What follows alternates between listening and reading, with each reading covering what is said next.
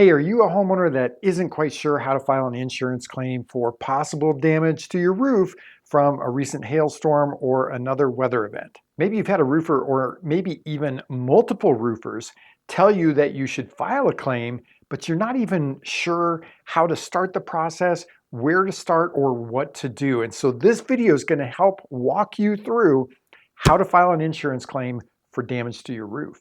First, you must know that you have insurable damage. And what do I mean by insurable damage? Well, it's damage to your property that's actually covered by the insurance that you have. But how do you find out what your insurance policy covers?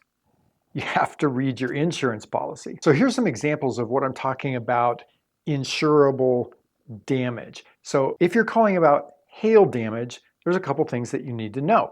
First is, do you have enough damage? Every insurance company wants to see a certain number of hail hits per square on your roof. Now, the number of hits that an insurance company is going to want to see kind of depends on which insurance company is coming out there, because they each have their own requirements. Some want to see 8 hits per square, some want to see 10, some want to see 12. And it also depends on what kind of roofing material that you have, because on some roofing material, the insurance companies want to see even more damage than even the 12 hits per square. The other thing that you need to know is whether the damage that you have is functional versus just cosmetic. Here's why that's important, because some insurance companies and some insurance policies won't cover damage that's just considered to be cosmetic in nature. And a good example of that is denting on a metal roof. Some insurance companies consider that just cosmetic damage, because if the hail hasn't actually presented a loss of function in the roofing material, they're going to consider that potentially cosmetic damage. And if your policy has an exclusion for cosmetic damage, they're not going to actually cover your loss. All right, the next thing that you need to know before you actually submit the claim, how much is your deductible? Because what's happening right now is people are assuming that they have a deductible of a certain amount. They're assuming that because when they got the insurance coverage, maybe way back when, they had a deductible of $500 or $1,000, or it might have just been some set dollar amount. But what they don't realize is that over the years, the insurance company may have changed your deductible. So you need to make sure that you know what your deductible is before you file the claim. The next thing that you need to know, and you'll have to ask your insurance agent about it, is what type of coverage do you have? Do you have full replacement cost coverage, or do you have a prorated coverage that kind of decreases throughout the years since the last time that you had your roof done, and so that decreases the amount that your insurance company has to pay? Or do you have what's called an actual cash value policy? And an actual cash value policy is the least favorable to you, because what it does is it takes out the depreciation amount and your deductible, and you only get a check for whatever is left over. And that means that your cost in the replacement of your roof is going to be much, much higher than if you have something like a full replacement cost coverage policy. So if you need to know the difference between full replacement cost coverage and actual cash value coverage, then click this link right up here and watch this video. So before you file a claim, be sure to call your insurance agent and find out that information about how much your deductible is and what type of coverage you have, because it's only then that you're going to have the information that you need to be able to make the right decision about whether or not you need to file a claim.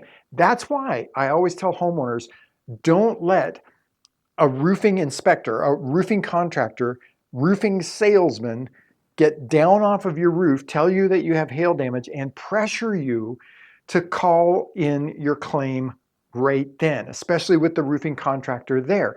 You need time to be able to do your homework so you know whether or not you're doing a smart thing for you financially. And so what I mean by all that is you might have a roofing salesman who is a little aggressive and who's kind of high pressure and might try to get you to file the claim right then and there. So that way he knows that the claim is being filed and potentially he's going to get the job out of it. He might even tell you that he's going to make it really easy for you because he's got a list of all the insurance companies' claim hotline numbers, and so he can help you make the call right now. He may even offer to do the talking to the insurance company for you. Whenever I'm about to do something, I think, would an idiot do that?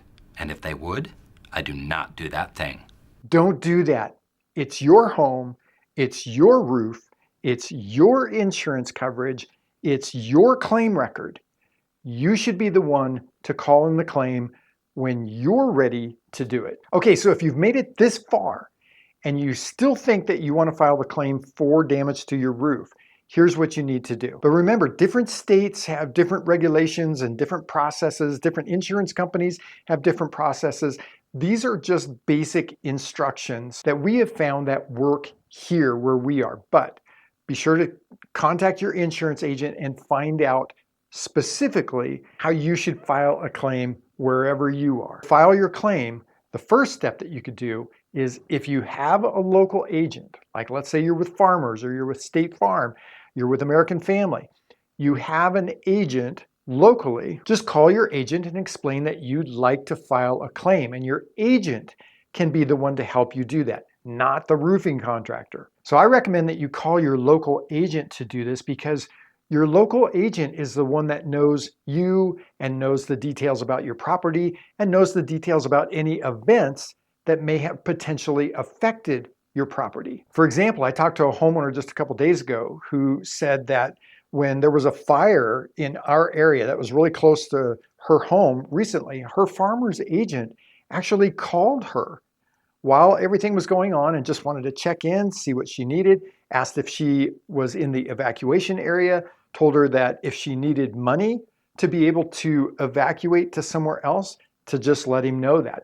So that's a local agent that knows what's going on with his customers instead of somebody remote in another part of the country or in another country altogether that doesn't know you or your situation. So call your local agent and explain you'd like to file a claim. Your local agent can help you. But if you don't have a local agent and you're with one of what I call the 800 number insurance companies, then you're going to have to just call the claim phone number. We're sorry. All of our representatives are still assisting other customers.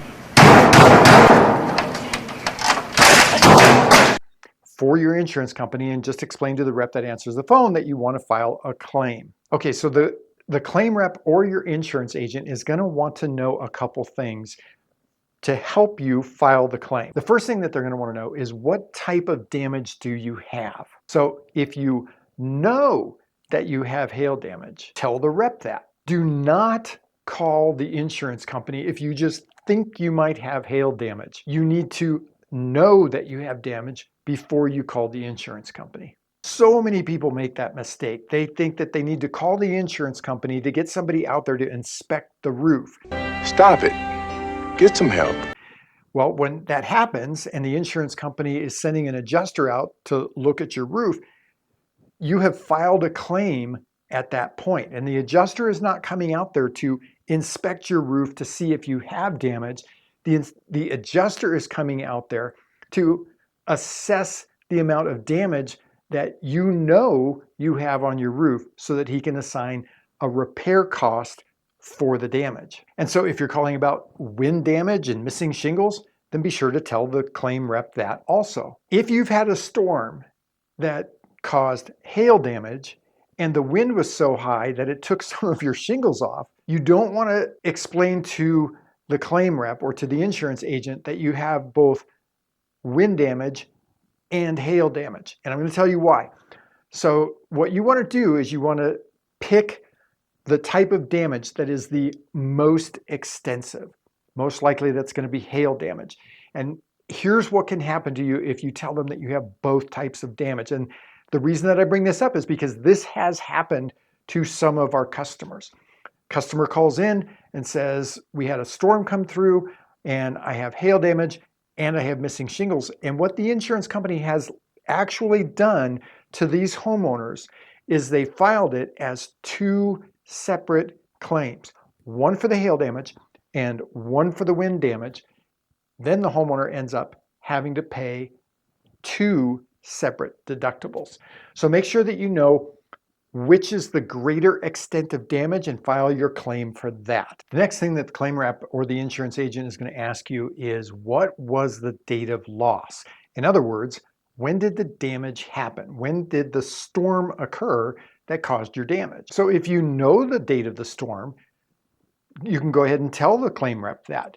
But like we're finding out here in Colorado, people are just now discovering that they have hail damage on their roof from storms that happened last summer, so almost a year ago. Well, those people aren't going to know the date that the storm happened. So if you're in that position and you really don't know the date that the damage happened, just tell the claim rep that, because that's the correct and honest answer. What you don't want to do is try to just make up a date, because the insurance companies keep track of when all damaging storms happen in all different areas. So once you've given all the information to the claim rep or to your insurance agent, then they're going to give you a claim number. Now, if you're talking to a claim rep at the claim hotline phone number, you're going to get your claim number right then. If you're talking to an agent, the agent may have to call in your claim for you, and you'll get your claim number later. But what you want to do is, once you have that claim number, be sure to write that down, because you're going to need that number anytime you call your insurance company and you want to ask or reference that claim. And then just with a few days, the adjuster is going to call you and let you know when he's going to be out there to assess the damage to your property. And that's how you file an insurance claim for damage to your house. But what happens if the adjuster denies your claim? Watch this video right here. And if you need more information about insurance claims and the roofing process, click this video right here.